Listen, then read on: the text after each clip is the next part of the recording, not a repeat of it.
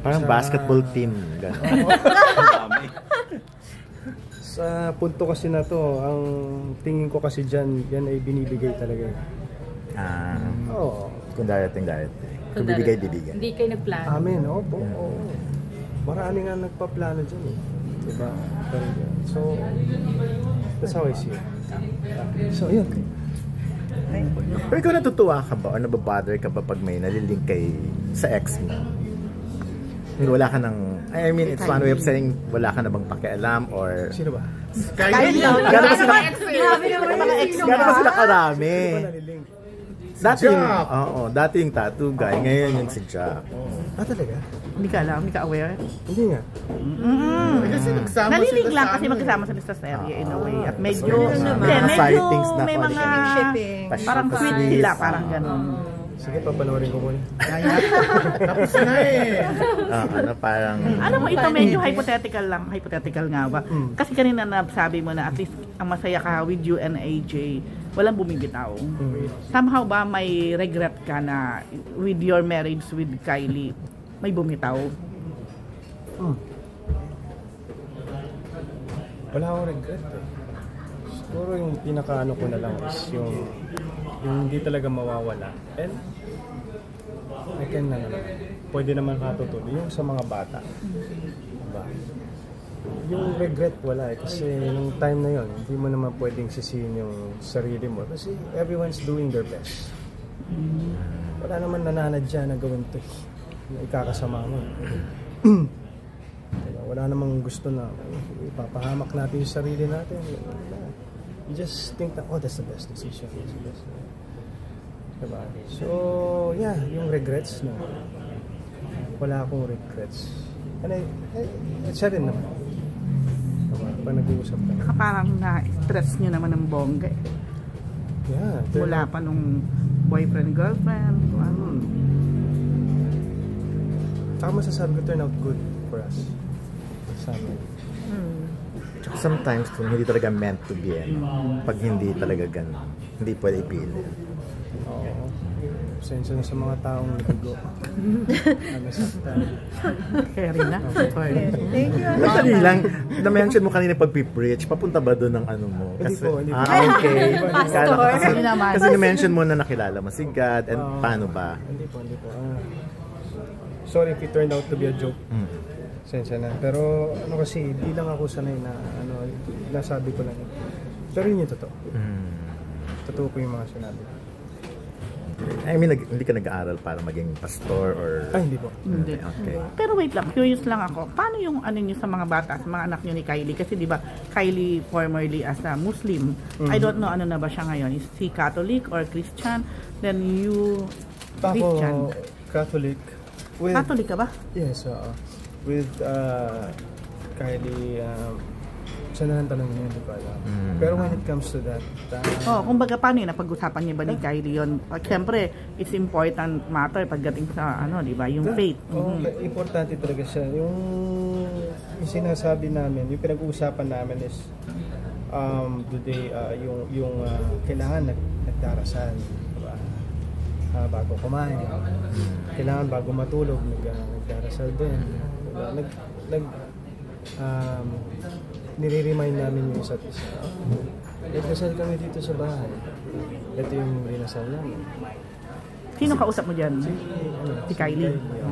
Kasi kami nila AJ, nagdadasal kami sa bahay. Catholic si AJ? Yeah. Pero naniniwala ka pa sa kasal?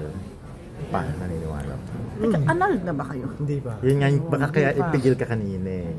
Yun ang iniisip ko. Baka kasi hindi pa annulled. But anyways. Pero naka-file na. Okay na. Ano na. Ayun na. Sige. Thank you. Thank you all. Ay, salamat ha. Thank you. Kahit naman sino, kahit naman sintunado, pag gusto nilang kumanta ko, kahit sino, pwede. Kasi ang iniisip ko na lang yung mga bata. Pag after mga ilang taon, diba, makita kanila. Pero you had your albums before eh.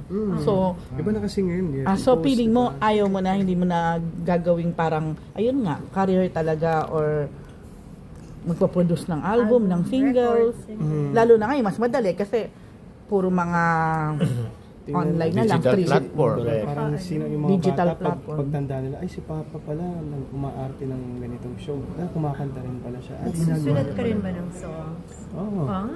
Ngayon? Kasi di ba family of Yeah. naman kayo? Oo. Musician naman kay Diba? daddy. Si Pa, daddy. Oh. Tatawa ako sa mga comment ng mga tao. Okay na. Thank you. That kind of, ano yun, singing your heart out. Aba, nagiging, ano ko siya, yun yung outlet ko. Diba, bawat Pilipino, diba, nagkakaraoke, gano'n, ako. How do you feel about the support ng mga tao sa career mo na ito in terms of singing? Dahil viral yung mga songs mo. Mixed reaction siya, pero mostly they love it. Well, Bigyan mo yung list nung ano. Hindi na it all started, lahat ng bagay na to, it all started when I had a relationship with God. Sa Panginoon. And I know I had a relationship. Gusto kong sabihin na sa buhay ko, nung nagkaroon ako ng relasyon sa Kanya, pananampalataya at nakikilala natin siya. Nagsunod-sunod po talaga ang biyaya ng Panginoon. So anything that's happening to me, it's God's gift. I also would like to mention Ma'am April, Ma'am Pauline, Of course. I think we were brought together para sa bagong venture. Itong whatever it is, kung ano man pinaplano, bring it on. Bring it on, and I'm grateful for it. So lahat ng blessings na yan, so it basically came from Him. Napakalaking blessing nga talaga nito, of course. Family, family. Kaya ako napapa-oh my God kasi excited sila. Sobrang excited sila kasi I showed them itong mga list, lahat. And sabi ko yung kina Ma'am April na naman po din. So, ang gusto nila, ang plano natin is dalhin sa bahay. Yes. No? Dalhin sa bahay so that madala lahat. So, for now, si AJ, hindi pa siya nakakapili. Diba? Ako pa lang yung sa priority chair. So, abangan natin. Parang Godfather chair, you know? Oh, Nakasandati. yeah. Miss April, ibibigay mo kay AJ kasi sa'yo Tinanggan niya. Dalawa. Kabibili pa lang ng journey. Hal journey dyan. One more. Sige. Yan. Ay, diba? Pwede kang umandong, doon, no? Kasi. Yes, ito. Tapos try nyo din.